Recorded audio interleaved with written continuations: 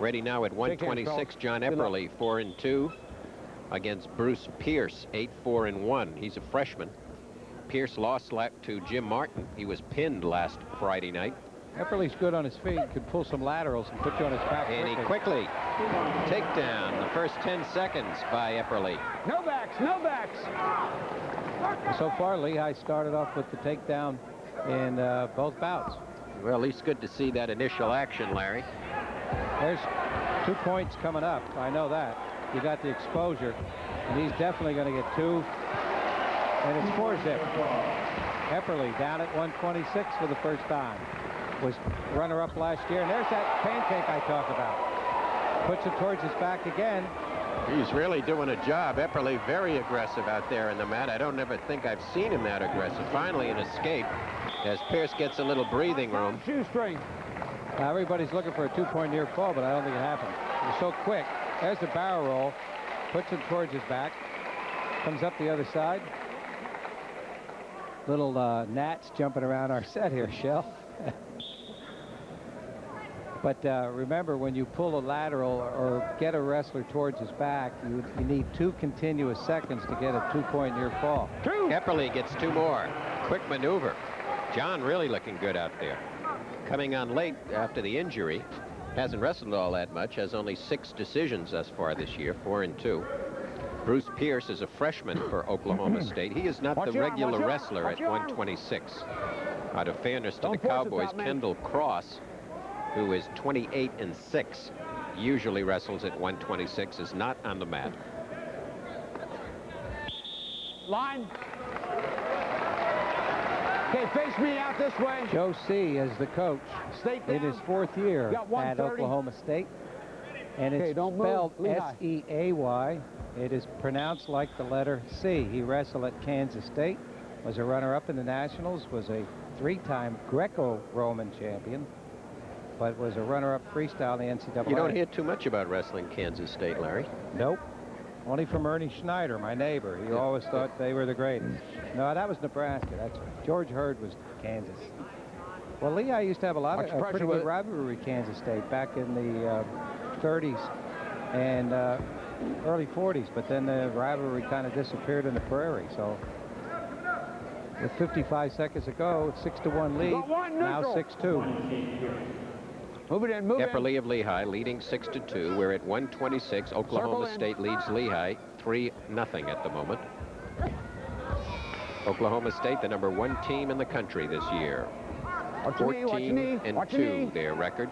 This is where Epperly got an injury earlier this year on that leg, and can't remember which one, but I just hate to see any knee in that position. I'd give up 2 before I'd re-injure something.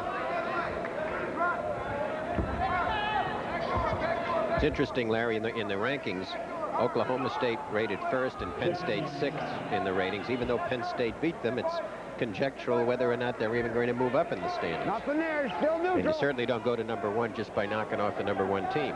There's 2. 4 seconds to go. Makes the score 6-4 as the period ends. So the period ends with a flurry of activity. Good action by Bruce Pierce, the Oklahoma State freshman. Lehigh choice. And he trails John Epperly 6-4. State down. Bottom. Joe C. came to Oklahoma State from Cal State Bakersfield, where he was 12 years coach, so we remember him when Lehigh used to wrestle Cal State. And he brought a few California wrestlers with him. This one right here from Sacramento did his grappling at El Camino Fundamental High School. And wrestled quite well out there. Not much action right now, and Ed Massoud does not look like he is going to call much, but Epperly now is over 2 minutes in riding time. Tries to bring his man down to the mat, remains in control. One of the things you have to do, Shell, when the first time you come out after wrestling 34 and come down to the weight class, you got to pace yourself. If you come out quick, Epperly did come out quick, and I just worry the last minute.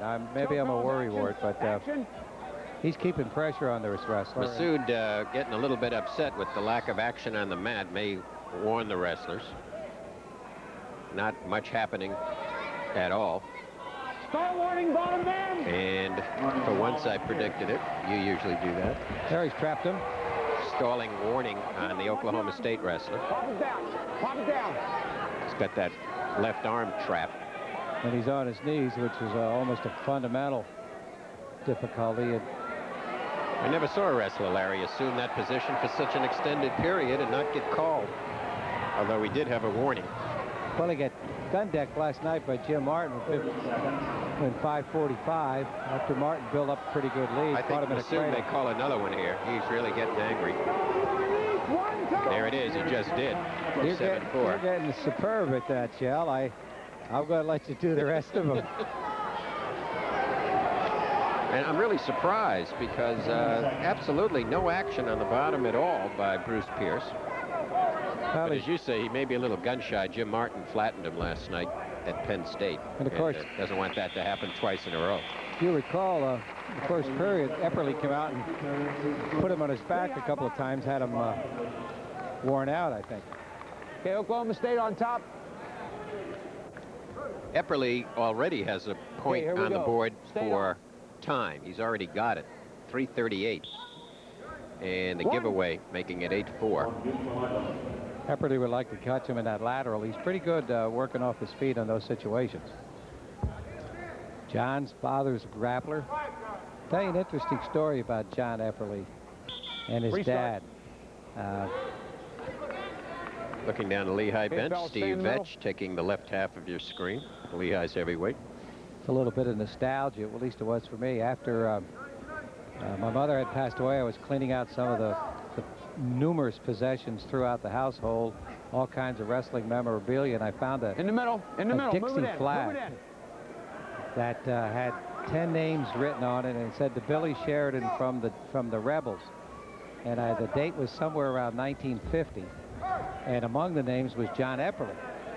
And I said, I wonder if this could be his dad, and sure it was. When his dad was at the Lehigh, the Billy Sheridan wrestling camp, he signed this flag, and I found it and I gave it to the kid. So he's carrying the flag for another umpteen years. But it's a strange world when you now Epperly is a point away, and I think he gives an escape now, looking for the takedown. If he can get the takedown here, he could pick up a major for Lehigh. No, it's only 10-5 at this point.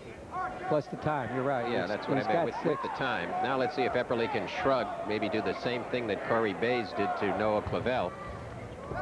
There's the fireman's carry, just a little too far away from it. Bear in mind that a little more action now by Bruce Pierce. He knows if he backs away anymore, it's going to cost him 2 points next time. Epperly trying to quarter Nelson Trap. Now he'll take that shrug, spin around, and there it is. Now he's got to keep him because he can't afford to give him up. 12-5. Off the mat they go, 15 seconds. And John Epperly now will try to hang on because it means a team point if he can do it. The ability to hang on for 16 seconds will mean a point for John Epperly. And the ability to escape will save his team a point for Bruce Pierce. Epperly put the head in the shoulder, and that'll pull it down. Time running out, and it will be a 13-5 win for John Epperly, and a good victory considering the first time Epperly down at this weight, impressively defeating Bruce Pierce of Oklahoma State. And Lehigh, for the moment, takes the lead 4-3. Yeah. And I believe we have